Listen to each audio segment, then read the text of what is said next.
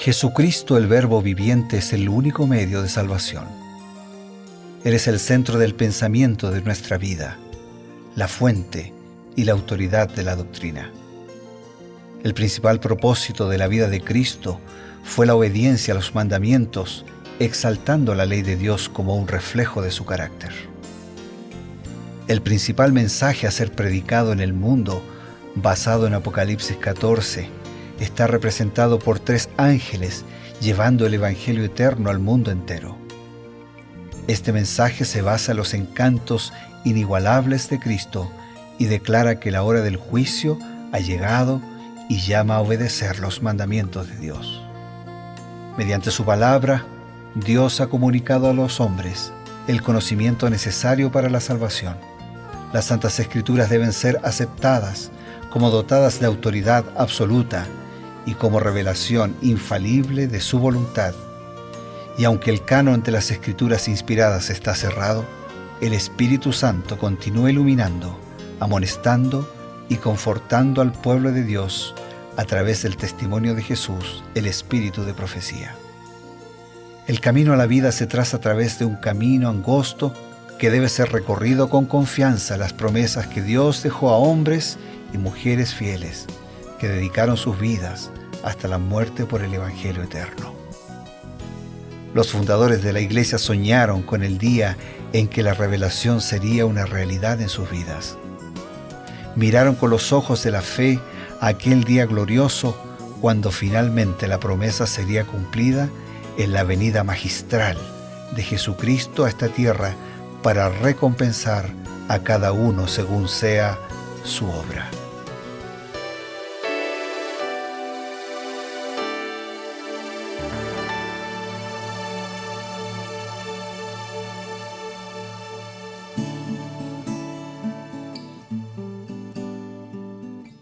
Estamos comenzando Revivados por su Palabra en el sector titulado Creed en sus profetas.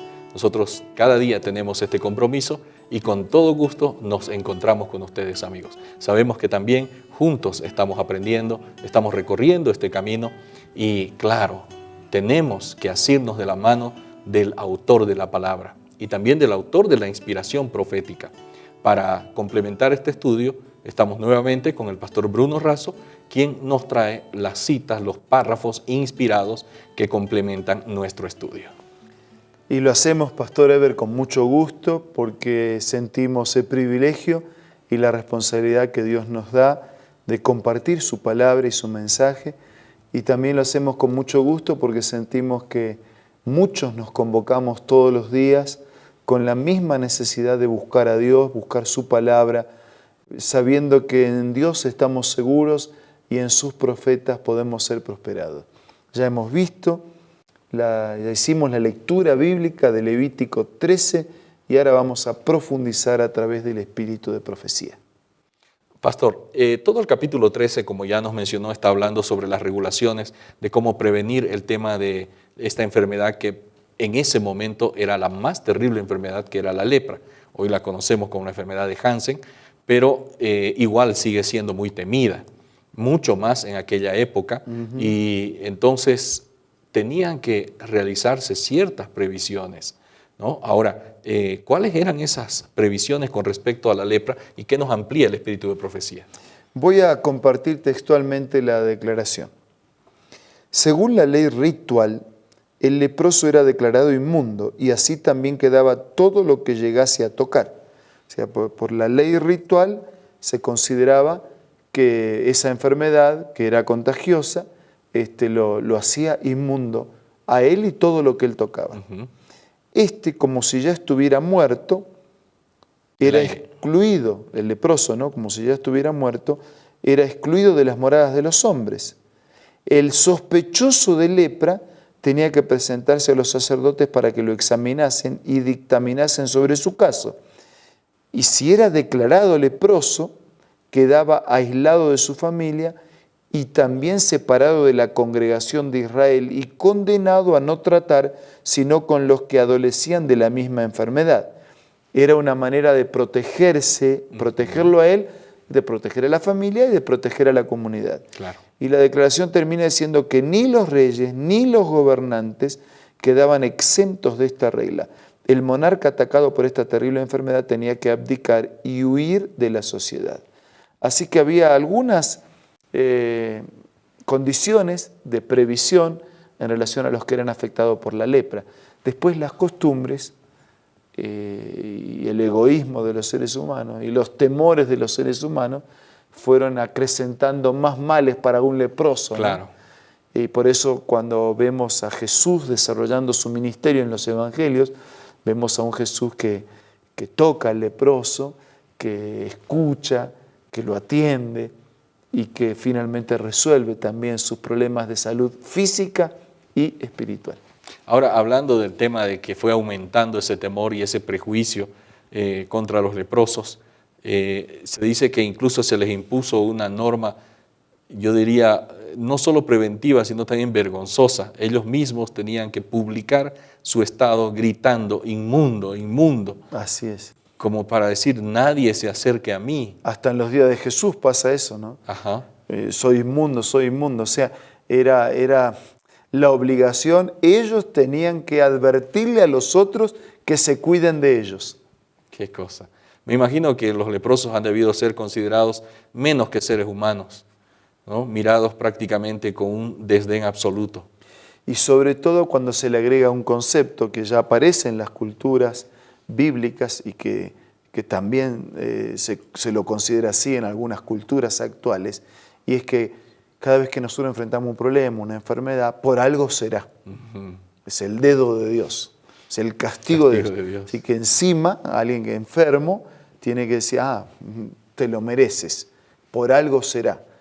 Y es cierto que a veces hay enfermedades que nosotros mismos nos buscamos, Claro. por una conducta equivocada, quien consume alcohol, quien fuma, más tarde o más temprano termina contrayendo una enfermedad que si no hubiese fumado tendría menos riesgo de contraer esa enfermedad. Claro. Entonces, es verdad que algunas enfermedades por ahí nosotros nos buscamos, pero no podemos llevarlas al extremo de que la enfermedad es castigo de Dios. Por eso el salmista dice, muchas son las aflicciones del justo. O sea, el justo también tiene aflicciones. Pero dice, pero de todas te librará el Señor. Claro, y ahí está la promesa, está la esperanza de que Dios nunca desampara a una persona. Claro, la promesa no es no te vas a enfermar. La promesa es, aún en medio de la enfermedad, tengo a quien recurrir. Claro. Por eso no es bueno considerar que la lepra era un castigo divino, como algunos lo consideraban o lo consideran. Ahora, no era de origen, obviamente, no era que Dios quería castigar a alguien, decía, ahora a este le voy a mandar la lepra, pero en realidad la lepra simbolizaba algo y esta terrible enfermedad me parece que era como una ilustración de una condición terrible del ser humano. Exactamente. Ahora también eso es una gran realidad en la Biblia. De todas las enfermedades, la lepra es la que mejor simboliza la acción del pecado. Cuando Isaías habla del pecador, dice que desde la punta de la cabeza hasta la planta de los pies no hay nada sano. Hay heridas, hay hinchazón, hay llagas que no están vendadas, que no están suavizadas. Entonces, se utiliza la figura de la lepra para mostrarnos la acción del pecado que termina dañando todo nuestro organismo. Claro. O sea, la lepra no como un castigo, sino la lepra como una ilustración de la enfermedad del pecado. Y por eso el Espíritu de Profecía agrega esta declaración. De todas las enfermedades conocidas en el Oriente, la más temible era la lepra, su carácter incurable y contagioso y sus horrorosos efectos llenaban de terror aún al más valeroso. Los judíos la consideraban como un castigo del pecado y por eso la llamaban el azote o el dedo de Dios. De hondas raíces, inestirpable, mortal, la miraban como símbolo del pecado. Ya desde tiempo, ¿no?, se miraba esa enfermedad y hoy se puede mirar otras enfermedades como un castigo de Dios.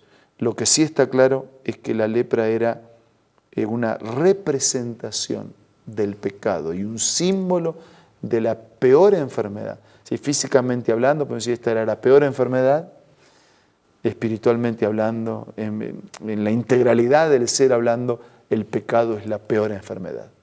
Ahora, interesante que no solamente sirve para decir, bueno, simboliza el pecado, sino también en cada detalle.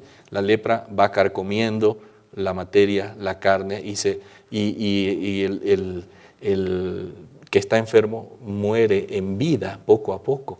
Poco a poco, de manera imperceptible, porque dice, pero ¿qué es la lepra? Parece que no fuera una gran enfermedad, pero así de a poquito va tomando todo el organismo y finalmente, después de dolor, de sufrimiento, de angustia, de frustración, concluye en la muerte. Y eso es lo que hace el pecado. Poco a poco nos va deteriorando hasta que nos destruyó totalmente. Pues bien, realmente esta enfermedad era una ilustración bastante apropiada de lo que es el problema del pecado. La más clara. Muy bien. Con esa idea y con el cuidado que deberíamos tener con el pecado que trae la muerte y la perdición de todo ser humano, vamos a ir a un corte y retornamos enseguida. Hola, seguimos descubriendo más consejos interesantes. Mira el que encontré el día de hoy. No tenemos nunca por qué sentirnos solos. Los ángeles son nuestros compañeros. El Consolador que Cristo prometió enviar en su nombre mora con nosotros. En el camino que conduce a la ciudad de Dios, no hay dificultades que no puedan ver quienes en Él confían. No hay peligros de que no puedan verse libres. No hay tristeza ni dolor, ni flaqueza humana para cual Él no haya preparado remedio. Linda cita, ¿verdad? Esta y muchas otras puedes encontrar en el libro Ministerio de Curación, escritas por Elena G. de White, una autora y escritora muy reconocida. Te invito a que puedas ser parte de tu biblioteca personal y te invito a que puedas adquirirlo descargando las aplicaciones de App Store o de Play Store para tus dispositivos móviles.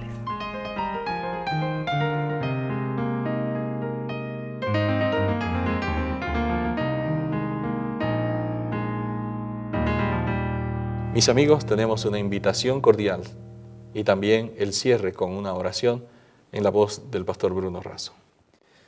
En una ocasión un leproso se acercó a Jesús pidiendo que Jesús hiciera un milagro. Traspasó las barreras, los prejuicios, llegó hasta la presencia de Jesús, pero como no se sentía digno, se agachó, se arrodilló y pidió entonces que Dios hiciera el milagro. Y dice el Evangelio que Jesús, antes de hablar, lo tocó. Y después entonces dijo, quiero ser limpio, hizo el milagro y se sanó. Jesús es el único que puede tocar al leproso. Los demás lo habían dejado. ¿Cuánto tiempo hace que ese leproso no recibe un abrazo, una caricia, un apretón de manos, un saludo?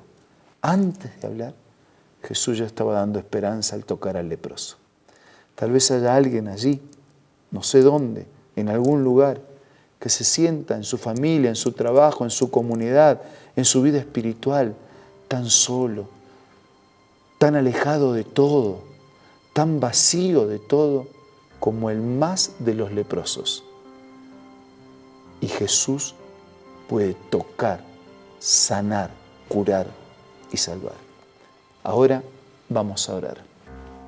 Señor, gracias porque no hay lepra de pecado que te impida tocarnos, sanarnos y salvarnos. Reconocemos nuestra enfermedad como así también a nuestro médico. Te recibimos con tu tratamiento y medicina y te pedimos que nos des una vida sana y una vida nueva. Bendícenos a todos. Te lo pido y te lo agradezco en el nombre de Jesús. Amén. Amén. Con ustedes, queridos amigos, queda el compromiso. El día de mañana nos reencontramos. Un nuevo capítulo de las Sagradas Escrituras, una nueva profundización, una nueva comprensión, una nueva luz. Nos vemos.